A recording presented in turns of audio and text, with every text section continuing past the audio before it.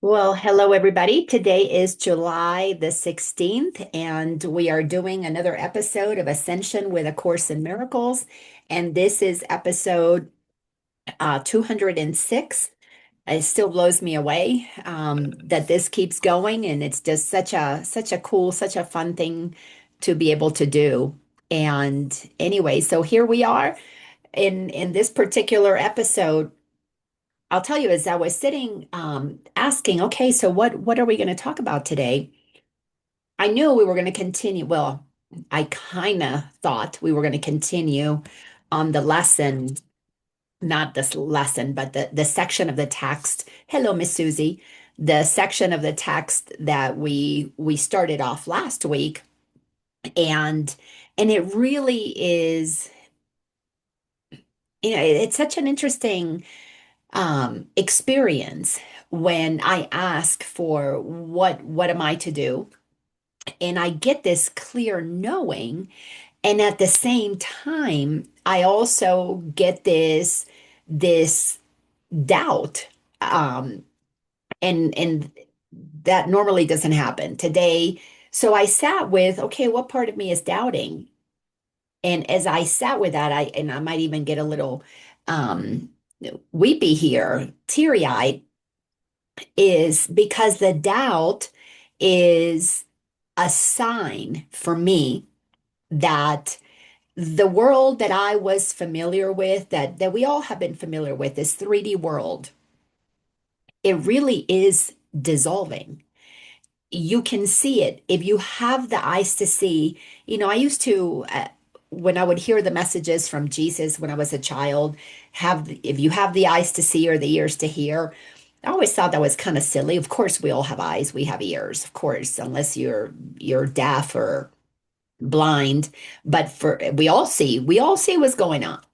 And what he meant was the eyes that are not seeing things of this world. Let me mute Dondra there. There we go.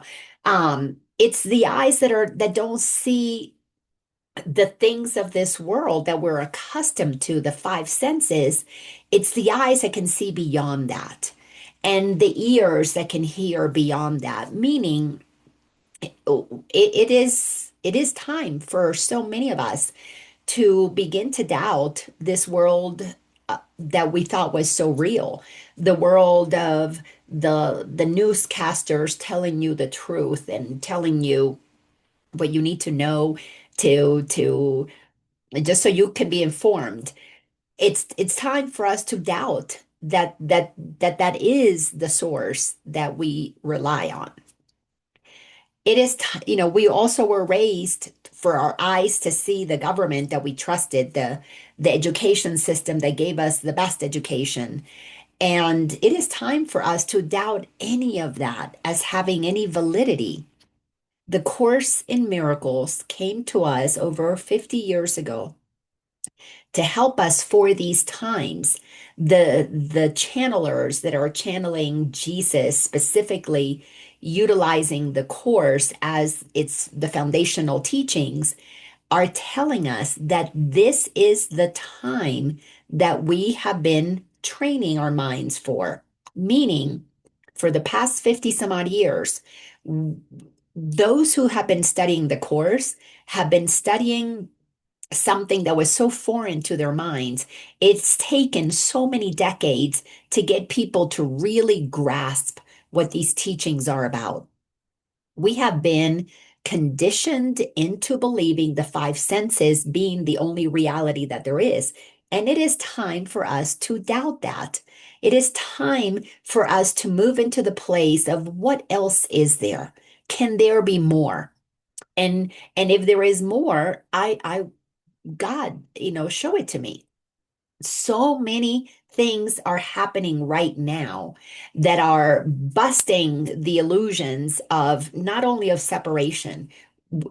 We are feeling a oneness that is undeniable. Many of us who have gotten comfortable with the idea that everything is energy, we are feeling deeply. Some are feeling deeply the pain and suffering in humanity as a mirror of our own. So as an opportunity, that irritation becomes an invitation. What is my ego's motivation? Let's look within. What is it that in me still needs to be healed? When that work is done, and we know when we feel complete because things don't irritate you anymore. You see things before that were activating anger, jealousy, frustration, deceit, judgments. So many things would get activated. They were indicators for what to look at within yourself. But when you get to the point that you have done so much of that healing work, that you really are freed up, the space within you has been freed up from the, as Michael Singer calls them, samskaras, or as Eckhart Tolle calls them, pain bodies, or for me, it's just those irritations are just pointers at places within us where we're holding old energy that needs to be released. When you feel like you have emptied yourself of if not all of them, most of them, you are left with a spaciousness within you, but in that spaciousness, it's not like you don't feel anything anymore. You actually become more sensitized, but in a different way. You begin to sense what is happening in the world, not as an activation of an irritation, but rather it's you begin to recognize your soul's motivation. The irritations that point to the ego's motivation, that is the work of healing.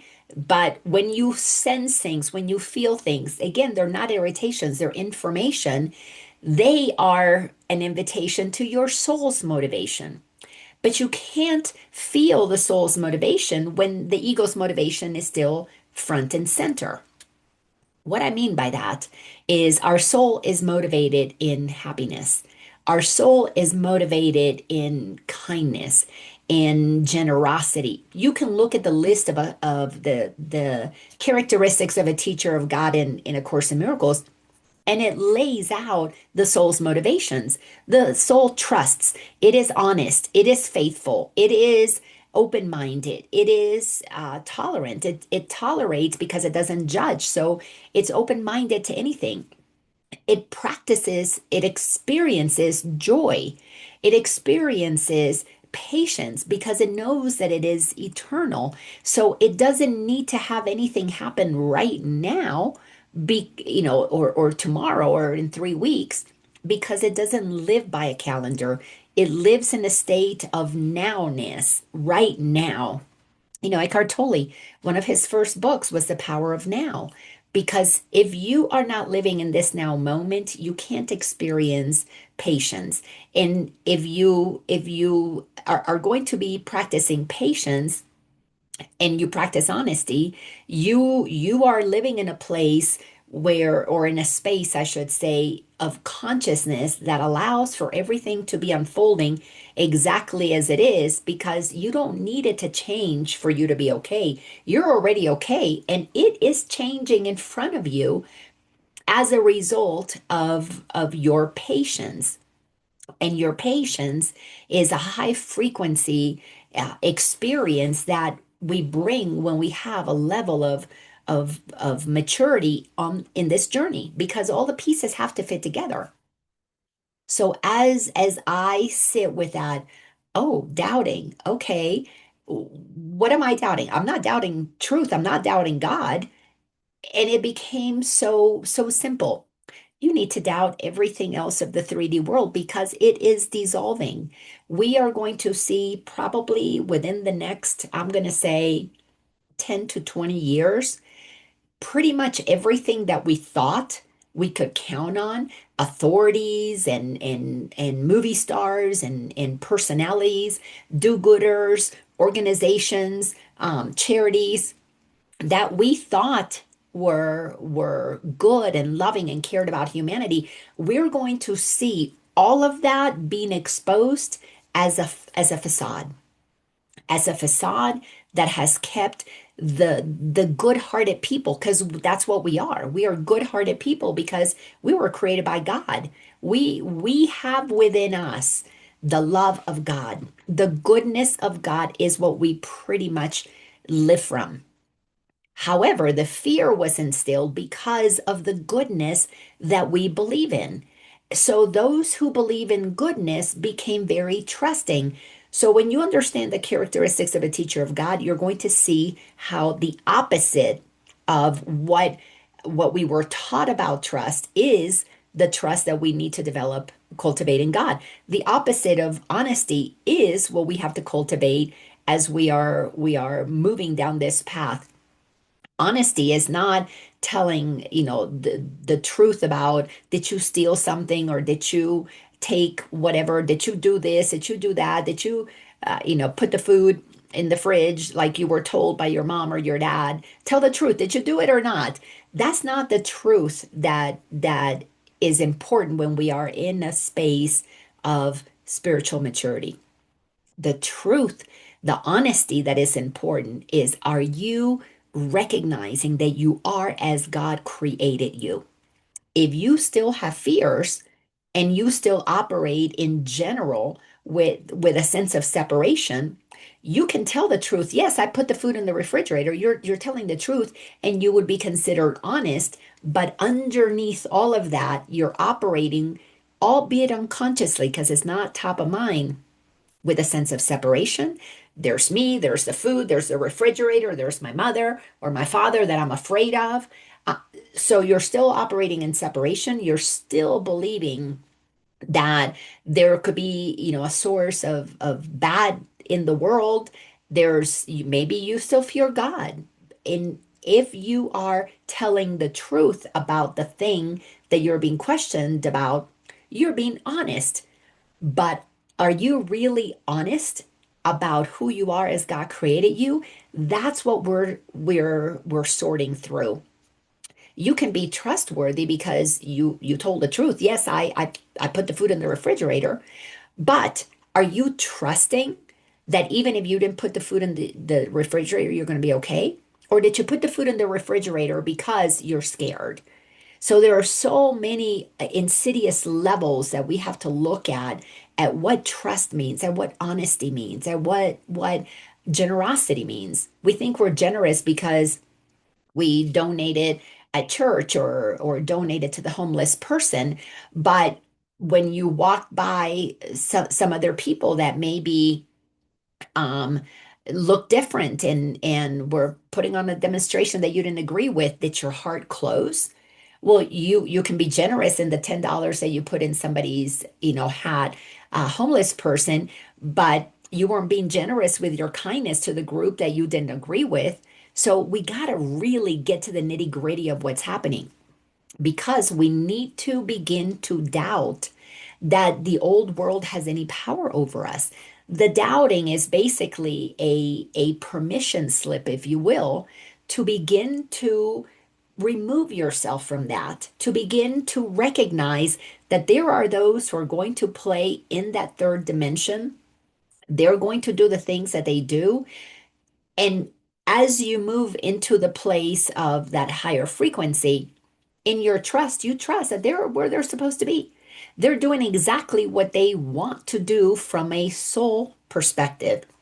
See, when we move down the realm of trusting, we're trusting that everybody is connected to source just as you are. You're realizing that nobody is operating here in a vacuum. Everybody, every single being has a direct connection to God. If you don't believe that, then you're being dishonest with yourself because you don't really truly trust. And so these are all those characteristics. You don't really truly trust in the oneness of what is here. So as you begin to see things changing in the world, and you're beginning to feel maybe a level of disappointment that, oh, I can't trust this news anymore. I can't have faith in the government anymore. I can't have faith in the banking institution anymore. When you can say that and you don't have an irritation, you don't have a judgment about it, and it's simply a recognition, yes, I can't trust them anymore. This is third dimensional theater. I can't trust that anymore. It's because you are learning to trust a different source. You are shifting your trust, but to shift your trust to God, the God that connects everything, that is the oneness of all that is, you have to cultivate open-mindedness. You have to open your mind to what else is there to trust. And this is one of the reasons it's so difficult to wake up, is because we have been programmed, conditioned since we were little. This is the group that you trust. These are the personalities, these are the departments, these are the organizations. This is who you trust. And religion, this is the religion that you believe in, and this is it. So to become open-minded requires that we become like a little child. We got to move back into that state of wonder. And when you move into wonder as an adult, you're moving into a curiosity that you already have a general maturity about what's happening. Here, the little child comes in to mom and dad not knowing anything in this world, uh, appearing to not know anything of this world. And they trust mom and dad and teacher, preacher, government, media teach us what we're supposed to do, be, and have for us to have a life that we feel like we have control over and we did it right. Well, when we are moving on this spiritual journey, which is to do the total opposite, the curiosity with maturity, you begin to go to look at things a lot more, use a higher logic.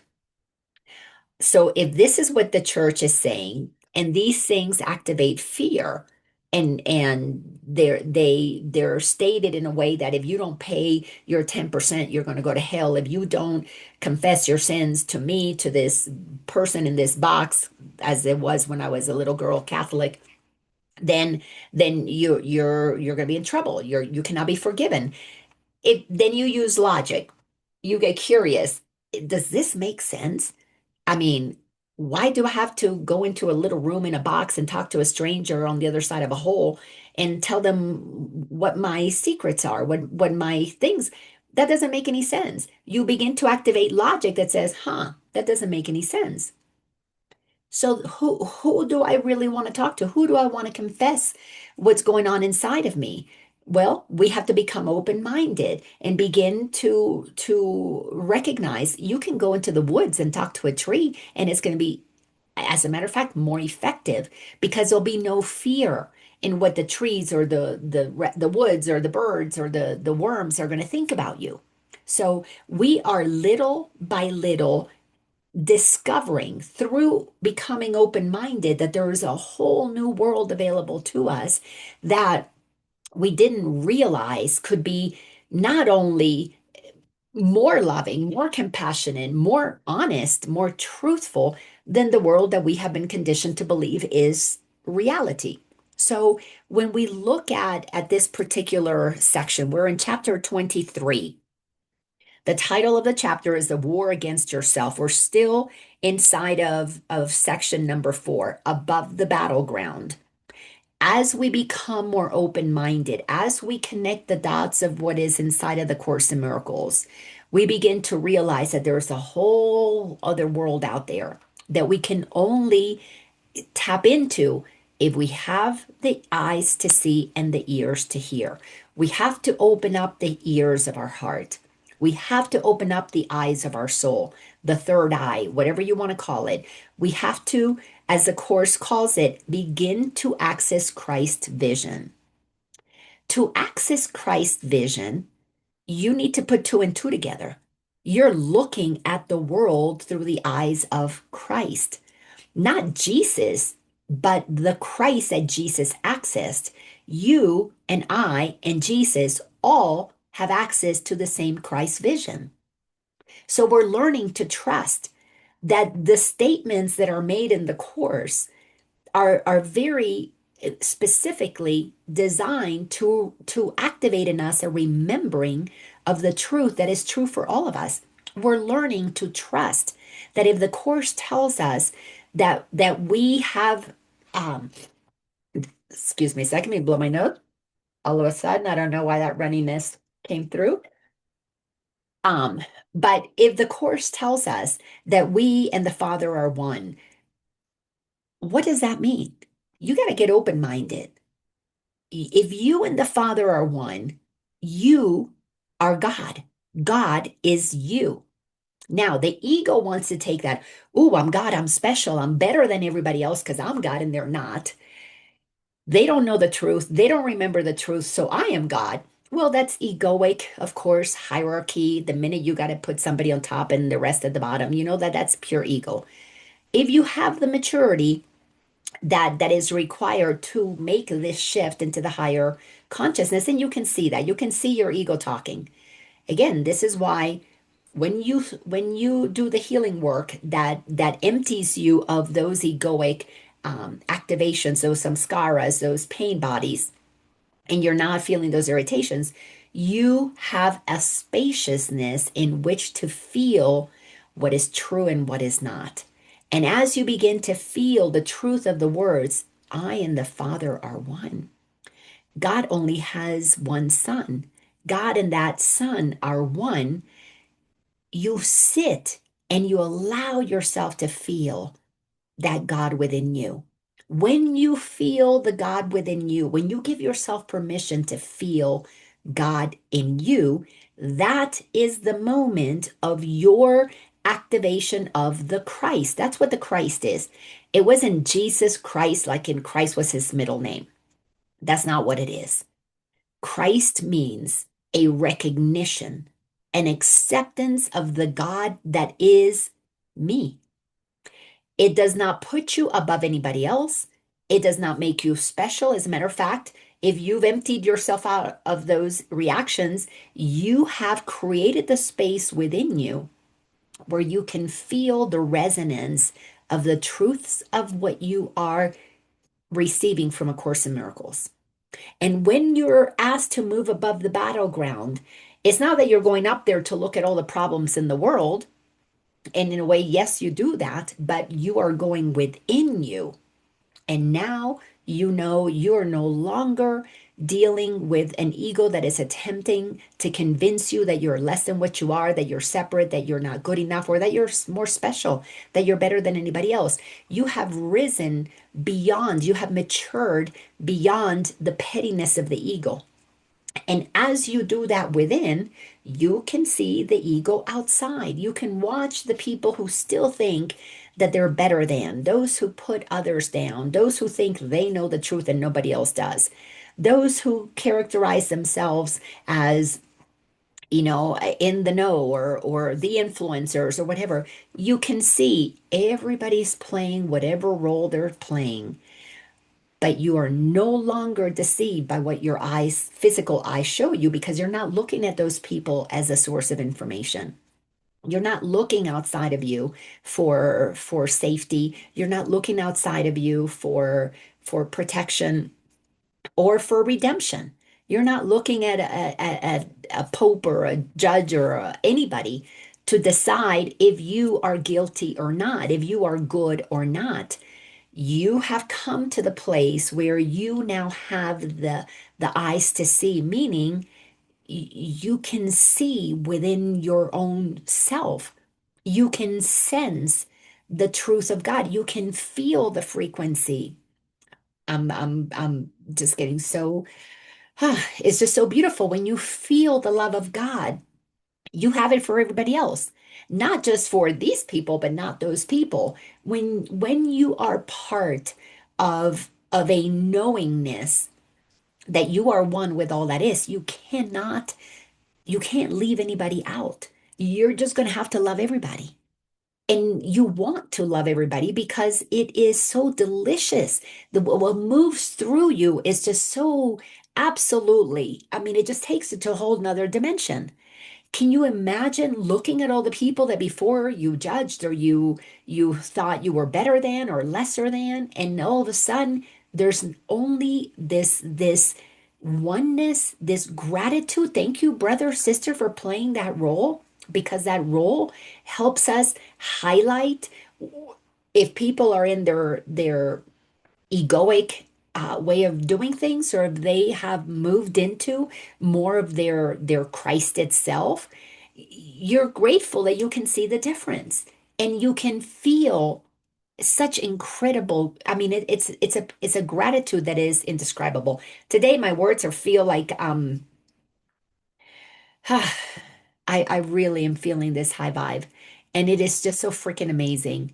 And the old world really, it is dissolving in front of my eyes. I can, my physical eyes, I can see the shenanigans, the insanity. It's dissolving, and those who are fighting or trying to make sense of it, God bless them. I was right there with them at one time.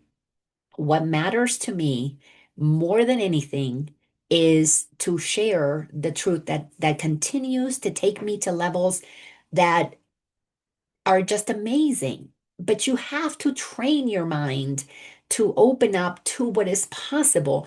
You, I'm telling you, if there's one bit of advice that I would love for everybody to take, even if you only listen to this, to one of my messages, listen to this. The characteristics of a teacher of God in A Course in Miracles. Those 10 characteristics, if you commit to run everything that you do through those characteristics, you will supercharge, you will fast track yourself, because when you understand that we were given those characteristics so that we would have a GPS, a map, whatever you want to call it, to help us really gauge what's going on inside of us. The ego's trickery, the spiritualized ego is such a liar. It's just as much a liar as the ego that has no spirituality. Because when we convince ourselves that we can judge others because we're spiritual, we've read the Course in Miracles 27 times. Or I've attended 47 workshops. I've studied with this guru, or I've studied with Eckhart Tolle, or whatever. You can convince, I know I have, you can convince yourself that you're all spiritual and you're still judging. Well, that's not loving. That's not tolerance. That's not the tolerance that the Course tells you. And by the way, the characteristics of a teacher of God is probably the shortest section that is not repetitive in the Course in Miracles. The other 900 pages are repeating the same thing to get us to the point that we can understand what those 10 characteristics are all about.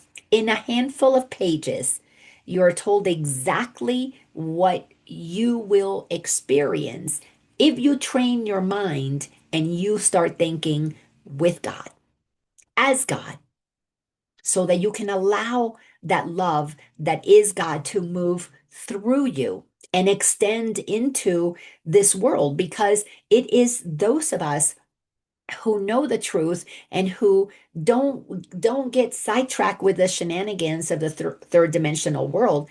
Be aware of them. You're in the world, so you know them, understand what's happening, but know that you are the bringer of this happy dream. You are the bringer of a whole new way of being, which is a way of loving everybody, of appreciating everybody, of being able to see through if somebody's in their ego or if they're operating from their soul. When you can see that clearly because you're seeing through the eyes of your soul, there is nobody to judge, there is nobody to blame, there is nobody to feel superior to, there's not even anybody to feel separate from, because you can sense that we're all part of. In I know when I share, I make so many metaphors. Think of everybody as clay. We are all clay. And out of the clay, you pick little bits, and you pick the liar, and you pick the cheater, and you pick the horse, and you pick the dog, and you pick the girl and the boy and the whatever. But we're all made of the same clay. When you return to the remembrance and acceptance that we're all made of the same clay, we're all made of the same energy, there is nobody to hate or blame. This is why Jesus showed us such a perfect example. You forgive them. They don't know what they're doing. If they knew what you know, they wouldn't be doing what they're doing. If they knew that they are one, they wouldn't be lying. They wouldn't be cheating. They wouldn't be stealing. They wouldn't be, there would be no corruption. So if there's corruption, they don't know what they're doing. They don't remember the truth of who they are. That does not deserve judgment. That deserves, if anything, give them a round of applause. Wow, what a performance! That's why everybody gets an Oscar. Everybody is we're putting on a show. But are you putting on the show aware that you're putting on a show? Then all you're going to do is be in service to the greater good. That is one of the characteristics, and it comes with honesty because honesty recognizes that we're one. So whatever you do for the greater good of all, because what you do for that bit of clay, you're doing for you because it's all the exact same clay. So, moving above the battleground is to move within ourselves, to see what is ego in you, so that you can then have the compassion that is necessary to begin the real honest, back to honesty, the real honest work of forgiveness. You did the best that you could with what you had, and you couldn't do anything differently than what you did because you didn't have the remembrance to do it differently. You go on a journey, you begin to heal yourself, you release all of those old areas that had you feel all protected and all the lying and the cheating that we did to protect ourselves because we didn't want somebody else to hurt us, so we hurt them first. All of those, the insanity of how the ego operates, when you can see it clearly, I mean, I just sit and wonder, it's like, holy cow, that's pretty creative. That does not deserve judgment. It deserves nothing but amazingness of how creative creation is. And when you align with creation, accepting the power that you have as the Christ, meaning you accept humbly that you and God are one, and God is love, and you commit to extend only that love, all that can be created by you is going to be good. You will not be able to hurt another person. You won't be able to have mean thoughts. I mean, it's amazing. I was at an event the other day with local people here and ah, just sitting, listening to somebody judging, criticizing somebody else. And I just had such love for this person that's judging somebody else. And it startled me for a minute because I thought, when's the last time I judged somebody? I can't remember the last time I had thoughts of that terrible person or that idiot or that whatever. It just doesn't happen in my head anymore. The training, this is a testament to 3 years of training. Your mind doesn't think that way anymore. There's no need for that kind of thinking when what is bubbling up from within you is an acceptance, a love of humanity. I can only see them as, isn't that creative? Isn't that interesting? Isn't that amazing? Wow. There's no need to judge it because just in awe of how God can express itself in so many different ways. And at the end of the day, all are equal, all are loved. All are the prodigal children. So who am I? This is what tolerance is all about. Who am I to judge? How I don't know. I don't know any more about those people than what I know in that moment. So what gives me the right to judge? There's a humbling process that is necessary, but that humbling comes when we stop being arrogant about thinking that we know better. And it's not an easy thing for the ego, the personality. I know better than everybody else. So we've got to train ourselves to move above the battleground, to see the insanity within ourselves, because that's the only way we can see it out there. But once you've seen it in yourself and you forgive it, then you can see it out there with so much compassion. And quite frankly, it's very entertaining. It's amazing to watch adults acting like children. And I only know it in them because I know it in myself. So let's go ahead and continue. Last week, we looked at paragraph number 2, and I'm only going to say this one thing about paragraph number 2. It said in sentence 2 that murder and love are incompatible. And, it's really amazing. You would think, well, yeah, of course, love and murder are separate. However, this is where honesty kicks in. How many times have you put yourself down. That's murder. How many times have you had the thought putting somebody else down? That's murder. That's murdering a character. Love doesn't do that. This is why understanding those characteristics and really walking that talk changes everything. Because especially as we get spiritualized and we see that. I mean, look at all of the spiritual institutions, religious institutions who gave themselves permission, decided that this was okay for God, the God that they believe in, and by the way, everybody believes in the same God. It's just different perspectives of the same God. We don't believe that there are two gods in the world anymore. We all believe that there's one, and we're all looking at it from our own different perspective. So, who in their right mind says that in the name of God we can kill all these other people who don't believe in our perspective of God? That's not love. But yet, these are institutions, these are popes, these are, archbishops, these are heads of institutions, of organizations, be it Muslims or Jewish or Christian, who, in the name of God, supposedly a loving God, goes out and murders. I don't know if you remember much about history, but the Inquisition, it was a time of killing millions of people who saw God differently. Love doesn't do that. So we have to come to the place of realizing common sense. What is love, according to the Course in Miracles, is a level of acceptance of everything and anything that anyone does without judgment. The love that we are taught as humans in the third dimensional world, this is part of the ego, is love looks a certain way. Love is if you do nice things for me, if you buy me a big ring, if you only have eyes for me and nobody else, if you do, clean up your room, then mommy loves you. If you do this, do that, or the other, it's conditional, very conditional. The love of God that you feel when you know you and God are one is a love that really cannot judge anybody. This is why Jesus couldn't judge even the people who were murdering him, because love is not compatible with murder.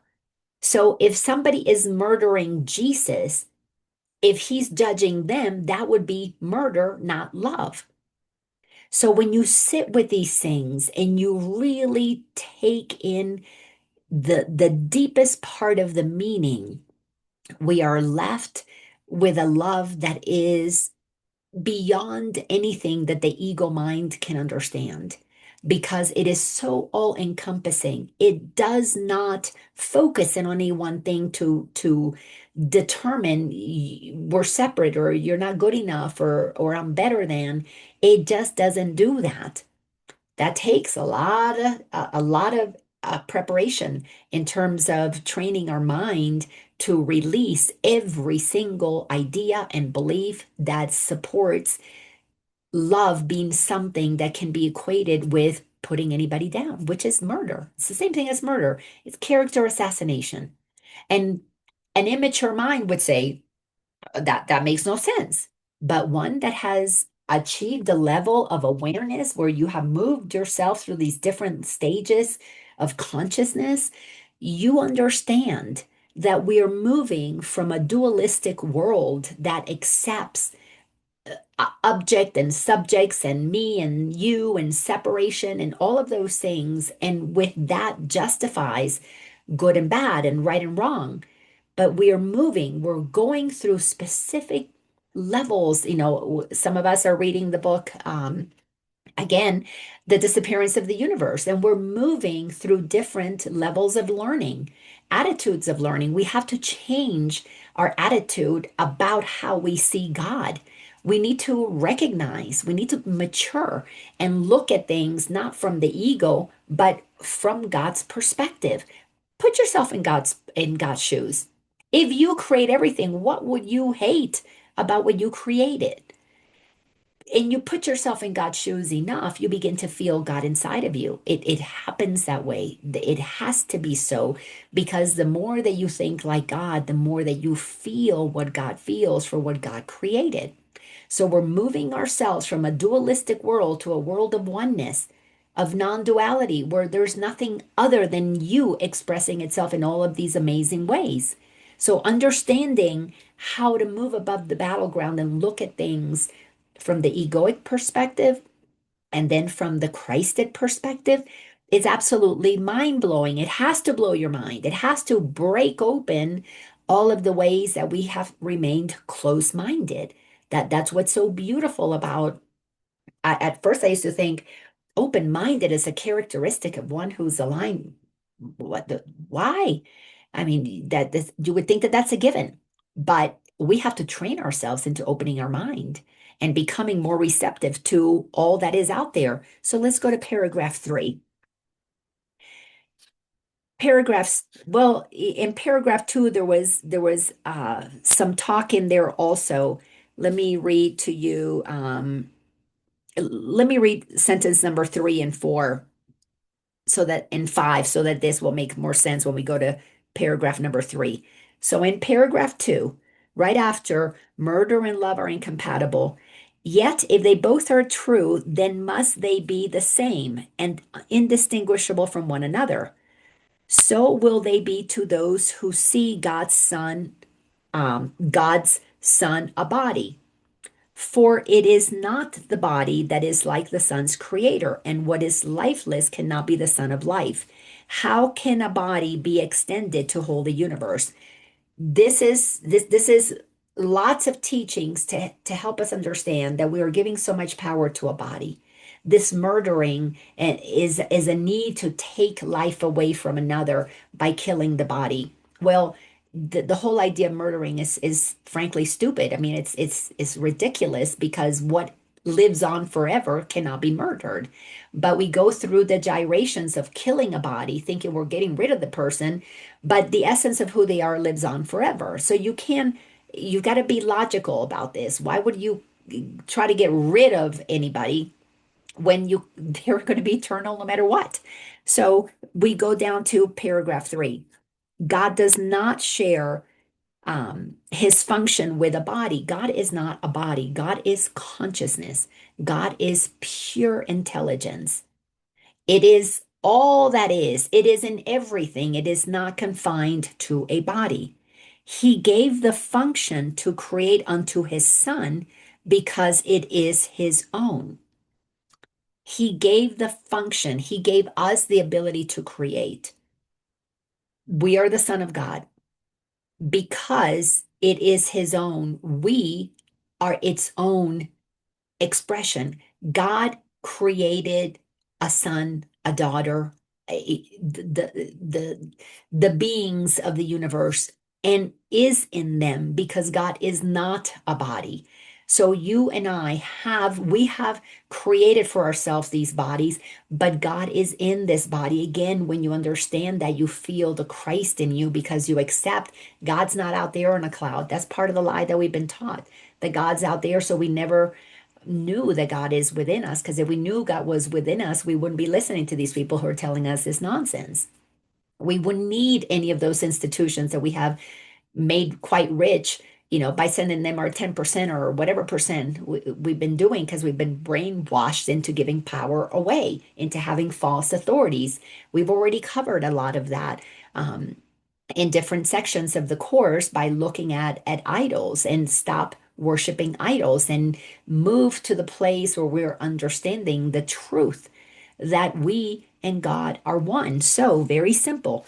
God gave the function to create to every one of us, and it is our own. It is not, this is sentence 3.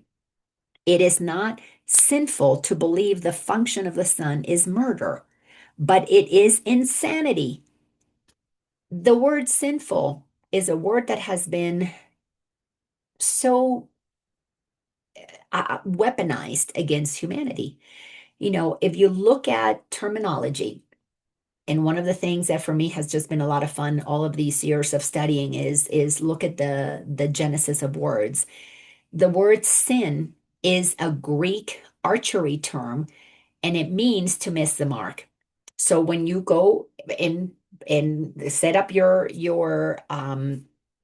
goal, your target for archery, and you pull your bow and you hit the center, you in that moment hit the mark. To sin is if you miss the mark. If your arrow goes outside of the center, you miss the mark. So to sin, in essence, is to miss the mark. And we have been told, or you're sinners, that meaning you're bad. God doesn't want you. You're unworthy. You blah blah blah. All these things. And really, what sinning really means is that your mind is trained to believe things that are not true. So yes, you miss the mark. You're not aligned with the truth. And the truth that you are love, that you are the presence of God here to extend that creativity, that goodness, is to hit the mark. And if you're not hitting the mark, you're missing the mark. Yes. But what we want to understand here that it is not sinful to believe the function of the sun is murder. Yeah, totally, they have missed the mark. However, it is insane. How can a son of God even miss a mark? It's not possible. You and I and everybody else, it doesn't matter who they are. It could be the most evil person in the world. It's insane to think that they could have missed the mark according to God. According to God, they did not miss the mark. According to God, they were created and infused with a creation, the power of creation itself. How can any one of us have missed the mark? It's not possible in reality. If you look at the characteristics of a teacher of God, in honesty, every one of us is still as God created us. However, our mind was trained to think with the ego. So, what appears to be missing the mark that gave us the ability to go murder somebody or hurt somebody and justify it, all of that was done at the level of unconsciousness. Meaning, it's almost like we were in a trance, because that's what the ego is. We're in a trance that allows us to do things that are unloving when love is our natural state of being. So that is what is insane. You are love. How can you be killing anybody? And when we unpack all of these things and we get to the truth of who we are as God created us and accept the love that we are, this is what is necessary for us to begin the process of forgiving everybody, for they knew not what they were doing. To move into the fifth dimension means that you're accepting you are as God created you. You're sane again. You've trained your mind to remember the truth of who you are. You're no longer insane. You're no longer in a trance of Dr. Jekyll and Mr. Hyde, and you're acting like your alter, personality. You're recognizing the truth of who you are. So we've got to recognize the insanity that has happened when we don't remember who we are as God created us. And that if we are here, if we have this body, it is powered by an intelligence, it is powered by the Spirit of God, which is why every single time somebody dies, whoosh, what leaves the body? You see the body there, all the organs, all the bones, all the blood, everything stays there. What's not there? The spirit that animated it. And with it goes the love. The body's there. It's not hugging you, it's not animated to talk to you. The animation is the essence of God. That is what we are. That is what we have been conditioned to think is not who we are. That is what we are awakening to remember is the Christ is knowing that that is God in you. So that spirit that leaves your body when you die, that's the God that we're waking up to remember is who we are while we're still alive. This is a second coming. We are the second coming when we remember that not only is God all that is made of God, but it is loving. It loves all of us, all of its sons and daughters, all of its creation. And when we accept that we have that level of intelligence and compassion and goodness and love inside of us, we cannot do any harm. We cannot hurt ourselves or others. Excuse me, it is insane. It is insane how we have been conditioned to not know that. But when you understand that it's been part of a game to keep the masses ignorant so that a few could basically have control, that game is coming to an end. As a matter of fact, I think that game has ended. And what we're seeing is just the last vestiges of the game petering out because there are too many of us who know that we're not here to believe that there's anything outside of us that is not already accessible within each and every one of us, namely the goodness that is there. Sentence number 4 says, what is the same can have no different function. Creation is the means of God's extension, and what is his must be his son's as well. What is the same can have no different function. If we are all the same, our function is to love. That's it. So how did we become murderers? How did we become unloving? Because our mind was trained into believing things that are not true since we were itty bitty. And it's been happening for thousands of years. There's no need to blame anybody. This is the way the game was played. But as we studied not too long ago, every thought system has a beginning. You've got to go to the beginning of that thought system. When did we start believing in popes? When did that get created? There wasn't a pope before there was a pope, right? There wasn't a king before there was a king, right? So we've got to get logical. We've got to use curiosity, get back to that state of wonder like a little child, but with the maturity of an adult who says, who made up this story that God is on a cloud somewhere? Who made up the middleman to get you to God? And begin to realize it was made up. It was made up by people who were listening to their ego and thinking, that they would make themselves special and they knew better than the rest of us. For what reason? So that they could have control, so that they could have power, and so that they could then justify the murders that were done of all the brothers and sisters needlessly. However, we're not going to blame any of them. We're going to come back to the truth. We're going to wake up. We're going to remember the truth and bring it into reality and be the truth that we want to see in this world, the change that we want to see in this world. Why? Because what is the same can have no different functions. It's not going to be for much longer that people are going to be able to even have a justification for being insane, for being crazy, for doing mean, unloving things. Why? Because creation is the means of God's extension. You and I are how God extends itself into this physical experience. Creation, the creation, what God created, all of creation, the birds and the bees and the trees and the flowers and the grains of sand, the air, the planets, the moons, all of it is creation. Created, all of it created. Not one of us can find any of that in the store. It was created, it was here before we were here, it's going to be here long before we're gone. Let's move into reverence. What created all that is already here?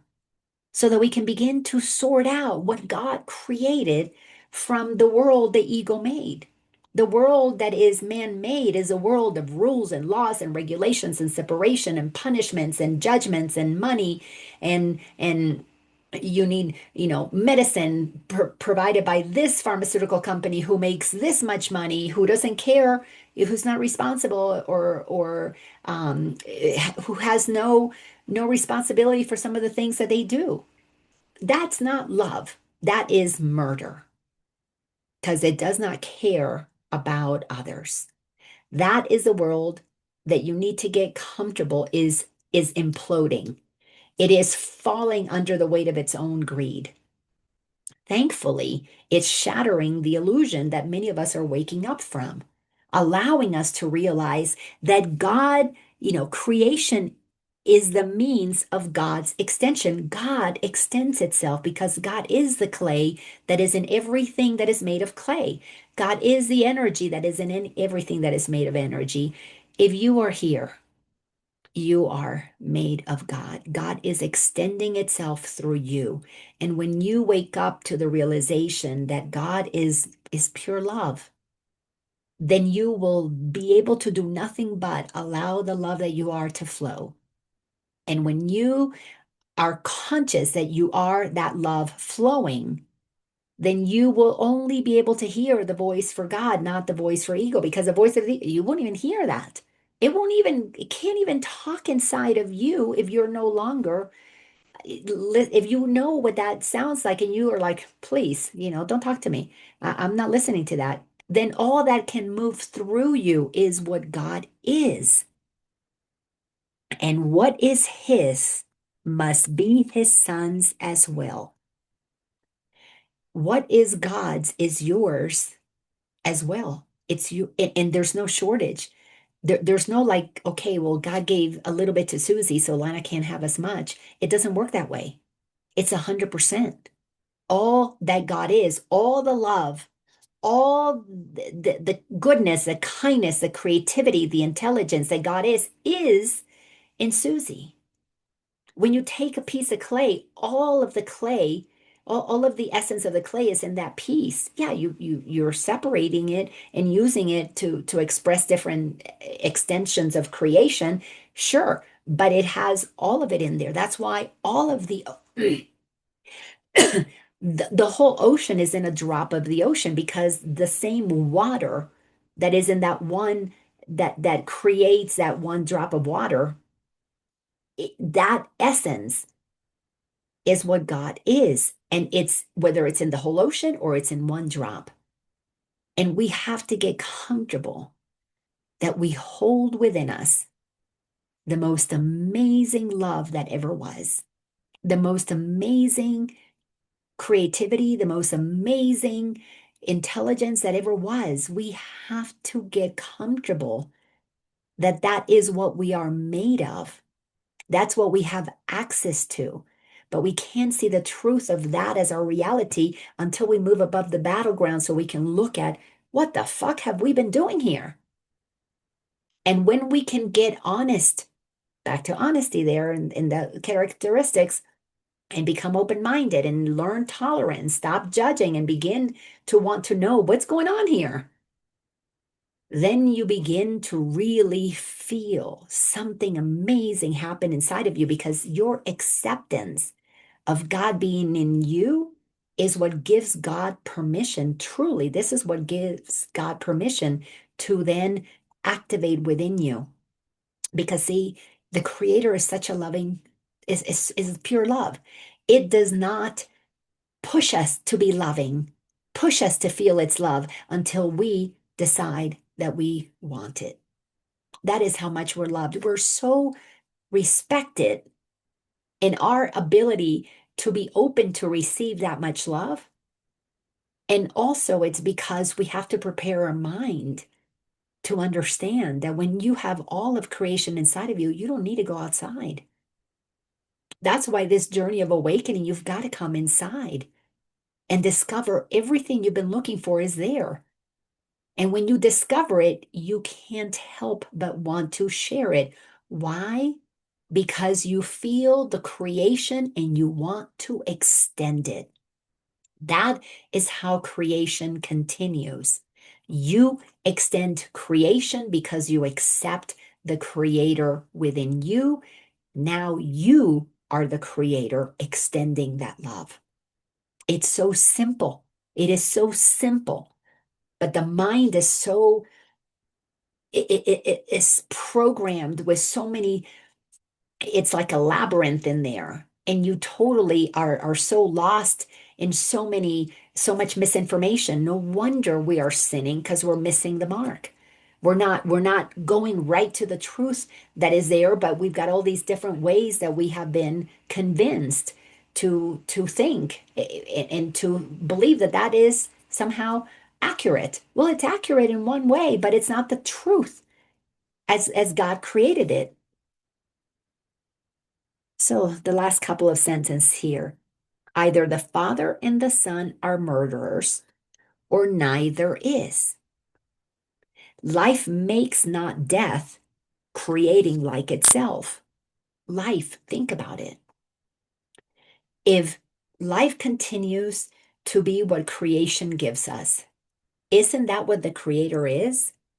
So then life and murder cannot be compatible. They're totally not the same thing. So what is it that God is? Well, when you come to feel it in you, you know it's the giver of life. It's the life that leaves the body when you go to the funeral and you see the body laying there, but it's not animated. God is the life that we don't see. That's why we have to activate the third eye. We have to look beyond what the body can look at. Because when you feel the essence of that energy within you, you can't deny it. And once you know it and you feel it, you don't need to see it. But when you feel it, you will then begin to see a world shaping up around you because like attracts like. And those who are operating from that love, we're co-creating the happy dream. We're co-creating a world where nobody's going to be hurting one another. Nobody's going to be deliberately setting up institutions to lie and connive and cheat and obstruct and hurt. There will be no way in a fifth dimension where you're going to need a justice system where you take people in to show how guilty they were and then punish them and send them into, permanent captivity in a jail cell. That's not going to be part of it. What is going to be absolutely amazing, is that we are going to walk around recognizing that if anybody misses the mark, if anybody does anything that is unloving, we are going to rally around them and remind them of the truth that is in them. Remind them that for a little while they went insane. They forgot the truth of who they are, and they committed an act that the rest of us are going to forgive them for. And in that forgiveness, they're going to feel such compassion. They're going to feel so loved that that love will cleanse them of any desire ever again to do anything that is unloving. Because when you feel that kind of love that is life-giving, you can't help but be changed and want to then allow creation to extend through you. What the world needs now is more people who show that level of forgiveness that instantly transforms people into more loving beings, because it's time for us to mature and grow up and move into that is the way that we deal with people who have forgotten. To punish people, to to take revenge on them, that's so old. That's so 3D. That is just so immature. That is so yesterday.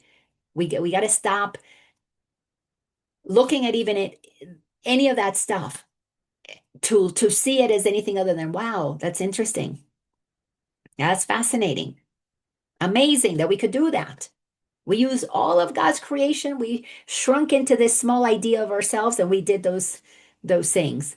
But we don't need to label them terrible because they didn't get rid of a single soul. Not a single soul was hurt in any of the murders that happened.